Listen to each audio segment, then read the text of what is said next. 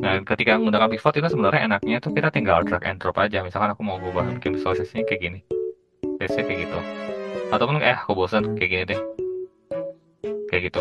Jadi teman-teman grafik itu akan ter-adjust otomatis sesuai kebutuhan teman-teman. Jadi kayak misalkan mau tambahin ini, tuh ya, terus atau misalkan ini di sini dan seterusnya. Jadi nanti ntar secara grafik dia bisa nyesuaiin dengan data setnya teman-teman. Makanya peranan pivot chart itu penting ketika teman-teman mau bikin mini dashboard di.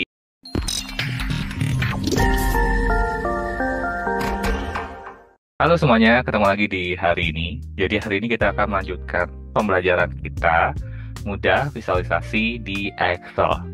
Nah, kali ini kita akan fokus untuk mempelajari pivot chart. Apa itu pivot chart? Nah, jadi pivot chart itu adalah salah satu integrasi dari pivot table. Ketika teman-teman udah membuat pivot table, teman-teman bisa langsung mengubahnya ke dalam visualisasi gitu. Kenapa? Karena kadang kalau misalkan kita nggak punya dalam bentuk pivot table, kita nggak bisa loh mengubah kayak yang harusnya kolom menjadi row. Begitupun sebaliknya, karena kita akan mengubahnya secara manual. Kita copy paste yang kolomnya pindahin ke row.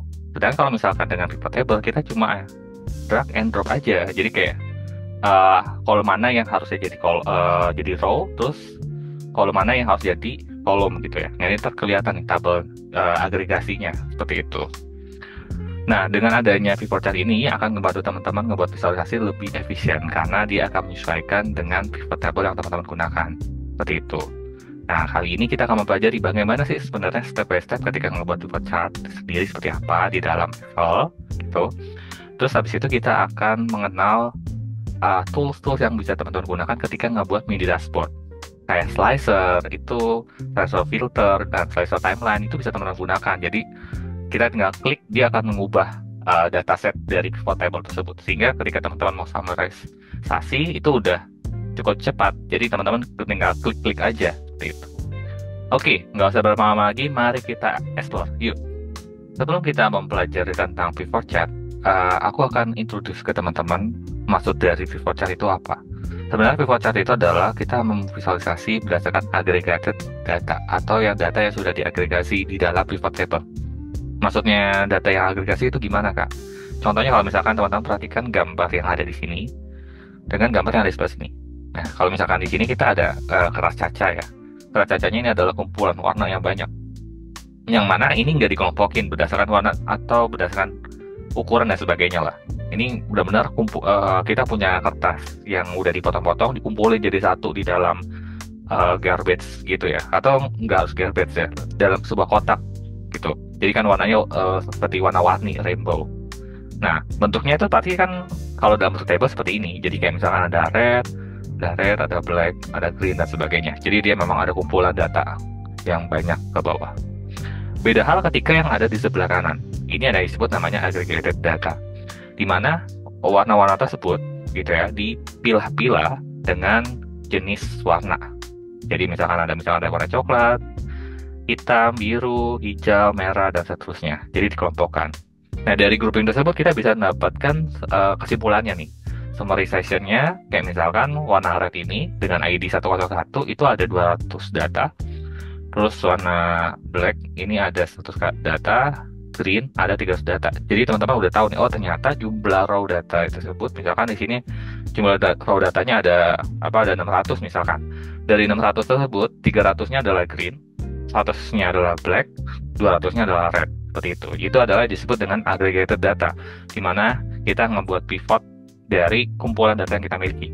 Pada akhirnya adalah pengertian dari disaggregated data adalah data mentah yang belum dikelompokkan. Jadi kalau misalkan teman-teman menemui di lapangan gitu ya, ada kumpulan data yang banyak, nah itu biasanya disebut data mentah kan, dan itu memang belum ada pengelompokannya, belum ada summarization-nya. Jadi kita yang melakukan summarization sendiri. Beda hal ketika teman-teman mengakses di misalkan BPS. Di BPS ada beberapa data yang sudah diagregasi. Kayak misalkan jumlah penduduk pria yang ada di Jakarta gitu. Jadi misalkan di Jakarta jumlah penduduk prianya ada 100, wanitanya ada 50 misalkan kayak gitu, let's say. Sebenarnya kan dari 150 itu ada rincian datanya, kayak misalkan ada nama Budi, Eko, Satria, dan seterusnya.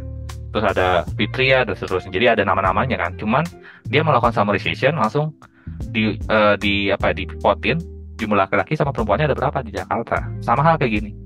Sebelah ini adalah data yang sudah dikelompokkan. Jadi kayak misalkan dari dataset yang kita gunakan nih sepanjang periode ini adalah SIP mode. Itu kita kelompokkan berdasarkan kayak kategori gitu. Terus habis itu segmen, terus SIP mode-nya apa. Jadi kayak misalkan SIP mode-nya apa, terus di sini ada kategorinya di atas. Terus ada jumlah order. Gitu. Jadi order per tahun. Kalau ini order per kategori, order per tahunnya kayak gimana. Jadi kita bisa lihat polanya kan. Kalau misalkan data kayak gini kan kita nggak bisa nyimpulin apa-apa. Kita hanya mengetahui, oh ya udah ini ada kumpulan data mentah gitu ya. Terus kita belum dapat kesimpulannya. Gimana kita dapat kesimpulan? Kita melakukan agregasi data gitu.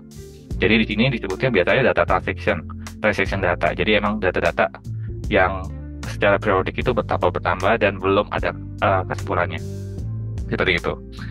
Nah, di dalam penggunaan aggregate data ini kita bisa menggunakan pivot chart ketika melakukan visualisasi.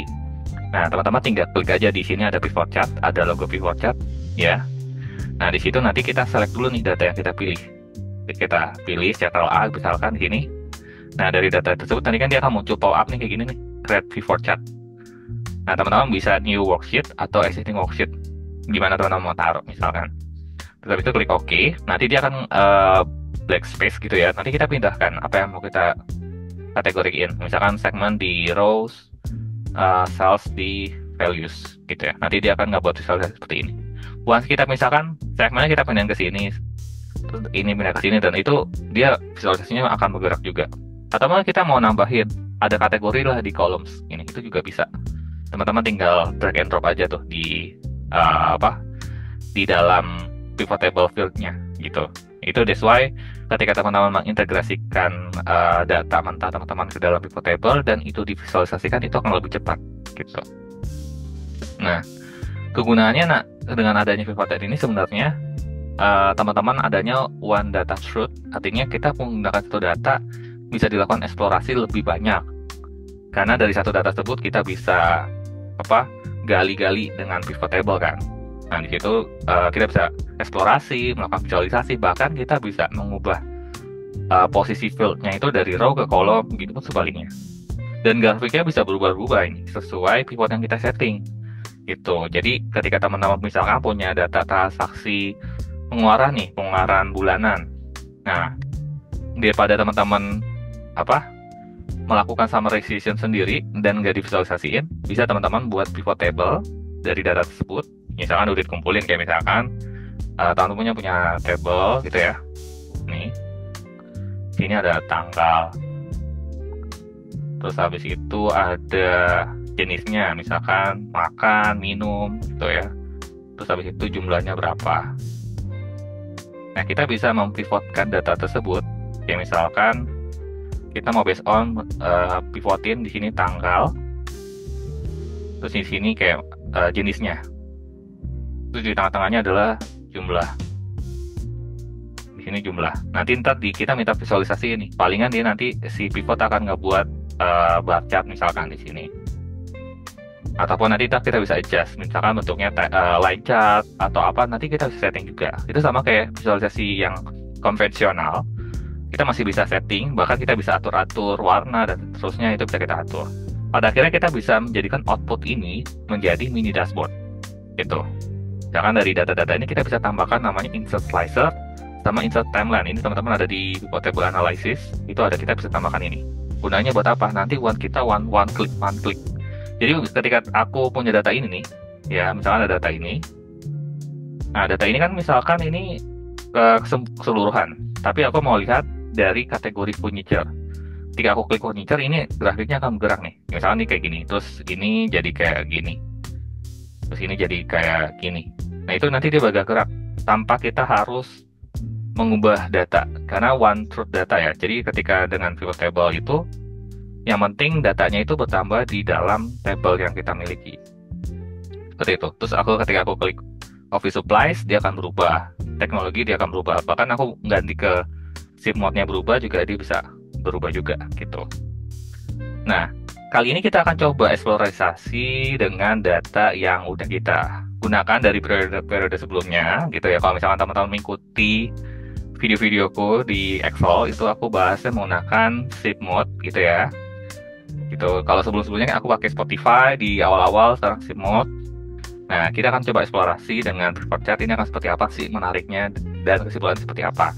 Nah, bagi teman-teman yang baru pertama kali nonton di video ini, pastikan teman-teman cek link di deskripsi. Di situ ada link untuk dapetin dataset Excel-nya. Jadi teman-teman tinggal download di link tersebut, nanti ada tutorialnya. Aksesnya ada di repo-nya aku. Nanti teman-teman bisa akses di situ, terus tinggal download dan bisa teman-teman trial buat pembelajaran teman-teman. Oke, nggak berlama-lama lagi, mari kita explore di Excel. Yuk. Oke, ini dataset yang kita gunakan ya di sesi kali ini. Terus di sini ada informationnya dari dataset itu, ya. Terus habis itu ada DA1, DA2, dan DA3 sebagai tasknya kita kali ini. Nah, kita akan menyelesaikannya per task ya, dimulai dari DA1. Di DA1 kita diminta challenge-nya untuk mengikuti grafik seperti ini. Sebenarnya kayak gimana sih caranya? Caranya gampang, teman-teman ke dataset aja, di dataset, terus klik Ctrl A kalau misalkan teman-teman pakai Windows, gitu ya, ngeblok semuanya. Atau kalau misalkan teman-teman pakai Mac OS, pakai Command A, gitu ya. Nah, setelah udah kita akan masuk ke bagian Insert, terus kita pilih Pivot Chart, ini. Nah, ini kan udah muncul nih Pivot Chart. Terus habis itu kita klik Existing Worksheet, kita taruh di DA1. Kita klik OK. Nah, di sini ada nama pivot table-nya. Pivot table-nya ini namanya pivot table 5, kita ganti pivot table 1 ya. Nah, terus itu di sini ada beberapa item yang digunakan, yaitu pertama itu adalah Customer and Corporate. Customer and Corporate itu di kategori ya. Bukan, di segmen. Ya, di sini segmen. Nah, dari segmen ini nanti di sini ada namanya sum cells. Berarti sum cells-nya kita pindah ke bawah sini. Oke, dia langsung ngebuat grafiknya kan, grafik bar chart nih, urutannya. Nah, tasknya kita kali ini adalah kita mau ngubah ke dalam bentuk pie chart. Nah, caranya teman-teman tinggal klik grafiknya, gitu ya. Dari klik grafiknya itu kita atur di ini, design, terus habis itu change chart type, terus kita pilih pie, terus kita pilih donut. Oke, di donat ini kita jadi kayak gini. Cuma kan warnanya belum diatur. Kita bisa mainkan. Pertama juga kita delete dulu. Di sini kita klik kanan, format data seriesnya kita atur, donut hole-nya kita perlebar. Perkecil ya. Oke, kalau udah terus kita tambahin data label. Nah, data label udah jadi nih kayak gini. Terus ini kita atur format data label. Di format data label kita ngambilnya adalah percentage. Data label. Terus kita atur di sini format data label. Kita ambil percentage, gitu ya. Terus kita ambil kategori name. Ya, kayak gini kan. Nah, kalau udah kita warnain, karena di sini kan ada background putih, jadi kita warnain itunya dengan warna putih. Jadi kita atur shape fill-nya warnanya putih. Gitu ya, udah warna putih. Nah, terus kita mau atur nih, misalkan angle first slice-nya mau seberapa. Nah, di sini kan kita mau lihat dia ada di sebelah kiri ya, jadi kita atur aja. Nah, ini kan contohnya ada di sisi sebelah kiri. Terus di sini ada warnanya teman-teman bisa atur, diklik 2 kali, gitu ya. Jadi misalkan ini kan baru klik kali, terus klik lagi di warna yang mau diubah, klik, gitu ya. Terus kita atur di sini shape fill-nya jadi warna ini. Oke. Terus yang ini kita klik 2 kali lagi, kita atur warnanya menjadi warna abu-abu. Terus kita atur lagi warna yang ini jadi warna ini. Nah, biar lebih menarik lagi ya, catching, ini tulisannya juga kita ubah dong. Nah, caranya diklik 2 kali, terus kita atur di sisi warna ini. Nah, ini kita atur warnanya abu-abu. Ini kita atur nih warnanya agak bukan yang ini tapi yang ini. Nah, oke, tulisan. Nah, di sini. Terus kita atur warnanya jadi warna biru. Oke. Nah, terus ini kan legendnya kita delete ya, tinggal delete ya. Set. Tada, jadi ya kayak di atas. Sama kan? Oke, ini kita baru selesai di DA1. Selanjutnya kita akan coba menyelesaikan di DA2. DA2 ini agak banyak, berarti ada tahun, Terus habis itu di segmen dibuat dari dari segmennya, dari tahun per segmennya. Oke, sama hal yang kayak tadi. Pertama kita blok dulu nih datanya, terus habis itu insert, habis itu gunakan pivot chart, existing worksheet, pilih ke DA2, klik OK. Nah dari itu nanti kan ini ada kotak kosong ya, kotak kosong ini kita butuhnya apa, order date-nya dulu masukin di sini dalam bentuk tahun ya, sama. Habis itu segmen di sini sama, ada consumer, corporate, home office. Habis itu salesnya kita pindah ke sini. Nah, sekarang oke. Di sini wait, ini kok bentar ya, di sini kok dia warnanya putih. Nah, di sini kita butuhnya dalam bentuk line chart. Nah, caranya gimana? Teman-teman kayak tadi kita ubah di desain, terus habis itu kita ganti line chart gitu ya. Line chartnya kita misalkan pilih yang ini, let's say gitu ya. Terus kita ubah legendnya posisinya ada di atas, jadi kita ganti legendnya dari atas di top seperti itu. Terus ini nggak usah, oke, kita delete. Ini juga kita nggak usah, kita delete. Ini kita buatkan.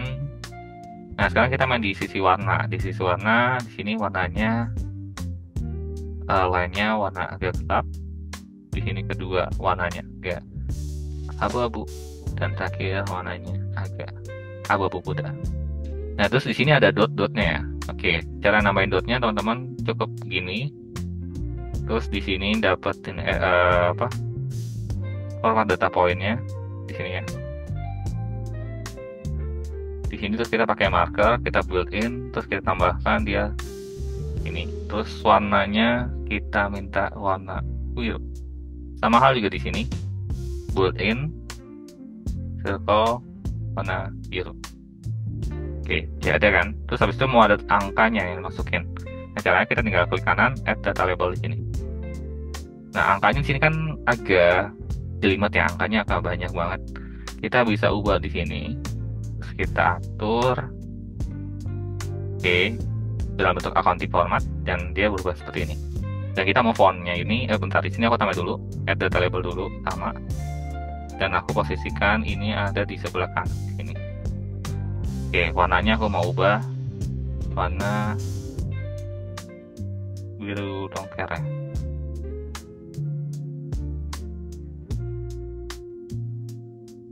Oke, di sini udah sama ya. Oke, di sini ada udah 2 garis, dan kalau yang ini juga lakuinnya sama ya. Kita tinggal pakai format data pointnya, kita atur markernya, marker point, build in, circle, terus format warnanya diatur warna abu-abu ini. Ini line-nya ya, ini jangan lupa disamain. Oke, terus ini oke sama ya. Terus di sini juga sama. Terus format data point di sini diatur marker build in, circle, format shape. Nah, oke, terus dapat add data label, jangan lupa. Ada data label di sini. Kita pindahin ke sebelah kiri. Ini juga sama. Ini add data label, pindah ke sebelah kiri. Oke, jadi terus yang di sini sama, kita tambahkan format data point, marker ya, mudah marker di marker option, build in di circle. Nah terus warnanya kita atur warna agak biru abu-abu. Ini juga sama, build in circle, warnanya kita atur. Oke. Terus habis itu kalau udah, kita tambahin add data label sini. Cara jadi data label sini. Oke. Udah lebih menarik kan? Ini. Nah, ini kita udah jadi nih grafiknya. Dari grafik saat ini sama ya, di atas sama di bawah. Nah, oh ya, di sini ada backgroundnya, kita delete ya backgroundnya biar nggak ada. Nah, ini aku bilang outline. Background itu kayak gini. Kalau misalnya teman perhatikan di sini ada kotak kan, ada garis kayak gini kan. Nah, cara ngilangin garisnya teman-teman tinggal klik grafiknya, terus di format, di shape field, kita ambil no fill, shape outline-nya no outline. Jadi Oke, di task di A3 itu kita akan coba ngebuat mini dashboard. Jadi kalau misalkan cara yang biasa aku lakuin adalah aku udah copy aja grafik yang udah jadi. Jadi grafik ini aku pindahin ke sebelah kanan. Gitu ya. Ini kan udah jadi kan grafiknya. Ini aku taruh sini misalkan. Jadi teman-teman boleh kreasi ya. Kan penggunaannya kreasi teman-teman masing-masing. Yang ini aku pindahin ke sebelah sini. Oke, kita udah punya dua grafik nih. Dan kita butuh slicer kan. Nah, slicernya itu kita tinggal klik pivot chart analysis, insert slices, terus kita klik kategori. Nah, di klik kategori di sini kita tinggal atur di posisinya. Ya, oke, kategori aku pilih. Sama kita tambahkan lagi, oh ya, report connection. Nah, report connectionnya dipastikan keduanya diklik OK ya. Jadi biar ini dan ininya berubah. Oke, nanti aku kasih contoh. Ketika nggak dipakai connectionnya atau dan sebagainya, nanti ntar jadi kayak gimana. Oke. Atau lagi kita lakukan slicer buat yang shift mode ya, shift mode. Terus aku nggak pakai nggak pakai ininya, connectionnya. Nah, di sini di shape mode ini jadi kayak gini kan. Nah, ini aku nggak nambahin report connection ya. Jadi kalau misalkan aku ganti di sini, dia cuma ngubah di sini aja. Tuh kan. Pergerakannya cuma di sini aja. Yang di atas nggak berubah. Bandingkan kalau yang di sini, tuh. Jadi ketika aku klik ini, dia bergerak ke sini gerak dan seterusnya. Jadi that's why itu perlu ketika nanti ada report connection-nya. Jadi nanti ntar ngaruh ke dua grafik. Nah, kayak gini. Nah, eta. Oke ya. Jadi teman-teman bisa terus Oke. Untuk kemudahan ketika ngebutuhisasi, oh ya, poin plusnya ketika menggunakan pivot chart, ini aku contohin. Ketika kita main-main lebih lanjut, misalkan di sini ada kayak gini ya. Terus kita mau ubah nih pivot table-nya. Kita nggak mau pakai kayak gini. Contoh-contoh, biar nggak ngerusak grafik, aku copy di A2 ya. Ini aku copy di A2, ini ya. Ini kan jadi dia pivot chart-nya kan 6, ini pivot chart-nya berapa sama ya. Oh, jadi aku ubah di sini pivot chart-nya jadi pivot chart double. Oke. Nah, di sini misalkan aku pengen ngelihat semuanya. Ya. Oke, kayak gini. Nah, ketika menggunakan pivot itu sebenarnya enaknya tuh kita tinggal drag and drop aja. Misalkan aku mau ubah bikin visualisasinya kayak gini. Biasanya kayak gitu. Ataupun aku bosan kayak gini deh. Kayak gitu. Jadi teman-teman, grafik itu akan ter-adjust otomatis sesuai kebutuhan teman-teman. Jadi kayak misalkan mau tambahin ini, tuh ya, terus atau misalkan ini di sini dan seterusnya. Jadi nanti ntar secara grafik dia bisa nyesuaiin dengan datasetnya teman-teman. Makanya peranan pivot chart itu penting ketika teman-teman mau bikin mini dashboard di Excel. Oke, itu dulu teman-teman sesi kali ini. Semoga bermanfaat. Sampai ketemu di sesi berikutnya dan sampai jumpa. See ya.